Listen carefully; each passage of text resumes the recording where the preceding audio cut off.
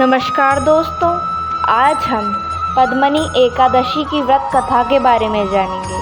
पूर्व काल में त्रेता युग में हैर्य नामक राजा के वंश में कृतविय नाम का राजा महिष्मतीपुरी में राज करता था।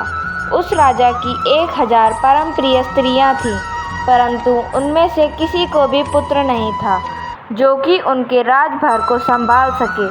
देवता, पितृ, सिद्ध तथा अनेक चिकित्सकों आदि से राजा ने पुत्र प्राप्ति के लिए काफ़ी प्रयत्न किया, लेकिन सब असफल रहे। तब राजा ने तपस्या करने का निश्चय किया। महाराज के साथ उनकी परम प्रिय रानी, जो इक्ष्वाकु वंश में उत्पन्न हुई राजा हरिश्चंद्र की पद्मनी नाम वाली कन्या थी, राजा के साथ वन में जाने को तैयार हो गई। दोनों अपने मंत्री को राज्यभार सौंपकर राजसी वेश त्याग कर गंधमदन पर्वत पर तपस्या करने चले गए। राजा ने उस पर्वत पर 10,000 वर्ष तक तप किया, परंतु फिर भी पुत्र प्राप्ति नहीं हुई।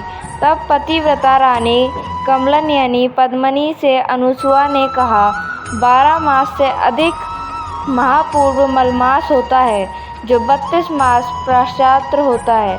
उसमें द्वादशी युक्त पद्मनी शुक्ल पक्ष की एकादशी का जागरण समेत व्रत करने से तुम्हारी सारी मनोकामना पूर्ण होगी। इस व्रत के करने से भगवान तुम पर प्रसन्न होकर तुम्हें शीघ्र ही पुत्र देंगे। रानी पद्मनी ने पुत्र प्राप्ति की इच्छा से एकादशी का व्रत किया, पर वह एकादशी को निराहार रहकर रात्रि जागरण करती। इस व्रत से प्रसन्न होकर भगवान विष्णु ने उसे पुत्र प्राप्ति का वरदान दिया।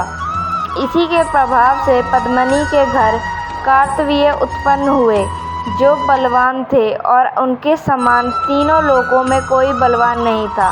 तीनों लोकों में भगवान के सिवा उनको जीतने का सामर्थ्य किसी में नहीं था। सो जिन मनुष्य ने मलमास शुक्ल पक्ष एकादशी का व्रत किया है, जो संपूर्ण कथा को पढ़ते या सुनते हैं, वे भी यश के भागी होकर विष्णु लोक को प्राप्त होते हैं। धन्यवाद दोस्तों। आपको हमारी ये कथा कैसी लगी हमें कमेंट बॉक्स में ज़रूर बताएं।